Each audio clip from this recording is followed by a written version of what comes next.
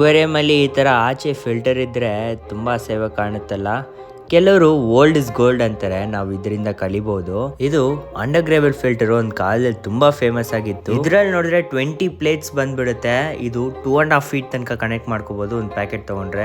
Pipe ಒಂದು ಕೊಟ್ಟಿರ್ತಾರೆ, ಇದು ಎಕ್ಸ್ಟೆಂಡ್ ಕೂಡ ಮಾಡ್ಕೋಬಹುದು. ಮತ್ತೆ ಒಂದು ಔಟ್ಲೆಟ್ ಒಂದು ಕೊಟ್ಟಿರ್ತಾರೆ, ಆಕ್ಸಿಜನ್ ಗೋಸ್ಕರ ಒಂದು ಏರ್ ಸ್ಟೋನ್ ಕೊಟ್ಟಿರ್ತಾರೆ, ಮತ್ತೆ ಬೇಸ್ ಒಂದು ಕೊಟ್ಟಿರ್ತಾರೆ. ಬನ್ನಿ ಇದು ಹೇಗೆ ಫಿಕ್ಸ್ ಮಾಡೋಣ ಅಂತ ತೋರಿಸ್ತೀನಿ. ಈ ಫಿಲ್ಟರ್ ಪ್ಲೇಟ್ಸ್ ಅಲ್ಲಿ ನೋಡಿದ್ರೆ ಜಾಯಿಂಟ್ಸ್ ಇರುತ್ತೆ. ಇದನ್ನ ಯಾವ ಸೈಜ್ ಟ್ಯಾಂಕ್ ಬೇಕೋ ಆ ಸೈಜ್ಗೆ ಜಾಯಿಂಟ್ ಮಾಡ್ಕೋಬಹುದು. ಜಾಯಿಂಟ್ ಮಾಡ್ಕೊಂಡು ಬೇಸ್ ಅಲ್ಲಿ ಹಾಕಿ ಕೊಟ್ಟಿರೋ ಬೇಸ್ಗೆ ಆ ಪೈಪ್ ಕನೆಕ್ಟ್ ಮಾಡಿಬಿಟ್ಟು ಏರ್ ಸ್ಟೋನ್ ಒಳಗಡೆ ಹಾಕ್ಬಿಟ್ಟು ಇದನ್ನ ವರ್ಕ್ ಮಾಡಕ್ಕೆ ಏರ್ ಪಂಪ್ ಕಂಪಲ್ಸರಿ ಬೇಕೇ ಬೇಕು. ಇಲ್ಲಿ ಆ ಪೈಪ್ ಕನೆಕ್ಟ್ ಮಾಡ್ಕೋಬಹುದು. ಈ ತರ ಕೆಳಗಡೆ ಬೇಸ್ ಸೆಟ್ ಮಾಡ್ಬಿಟ್ಟು ಸ್ಯಾಂಡ್ ಇಲ್ಲ ಸ್ಟೋನ್ಸ್ ಹಾಕಕ್ಕಾಗಲ್ವಾ ಅಂತ ಅನ್ಕೋಬಹುದು. ಹಾಗೇನಿಲ್ಲ, ಈ ಬೇಸ್ ಮ್ಯಾಟ್ ಮೇಲೇನೆ ನೀವು ಸ್ಯಾಂಡ್ ಹಾಕಿ ಫುಲ್ ಸ್ಪ್ರೆಡ್ ಮಾಡ್ಬಿಟ್ಟು ನೀರ್ ಹಾಕೋಬಹುದು.